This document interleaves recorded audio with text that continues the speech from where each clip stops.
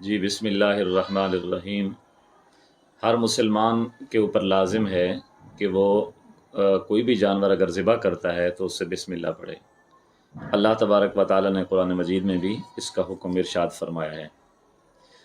تو اگر کسی آدمی نے جان بوجھ کر بسم اللہ نہیں پڑھی تو اس کی ذبح کردہ جانور حلال نہیں ہوگا۔ اگر مسلمان ہے لیکن بھول کر اس نے بسم اللہ نہیں پڑھی تو اس کا جانور حلال ہوگا۔ کیا عورت کا ذبیحہ حلال ہے؟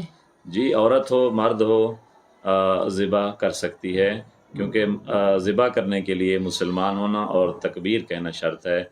چاہے مرد ذبح کرے چاہے عورت کرے، کر سکتی ہے۔ غیر مسلم کا ذبیحہ یا قربانی کا جانور ایک غیر مسلم سے ذبح کروایا جا سکتا ہے؟ تو کوئی بھی غیر مسلم کا ذبیحہ حرام ہے، حلال نہیں ہے۔ آج کل کے دور میں مشینی ذبیحہ ہوتا ہے، مشینیں ذبح کر رہی ہوتی ہیں، اس کے بارے میں کیا؟ مشینی ذبیحہ کے لیے یہ ہے کہ ایک مشین ہے، اس کے اوپر اس کا سر رکھ دیا جاتا ہے جانور کا، پھر وہ 10 ہیں 15 ہیں 20 ہیں جانور، یکدم بٹن چلایا جاتا ہے اور ساری کی ساری ذبح ہو جاتی ہیں۔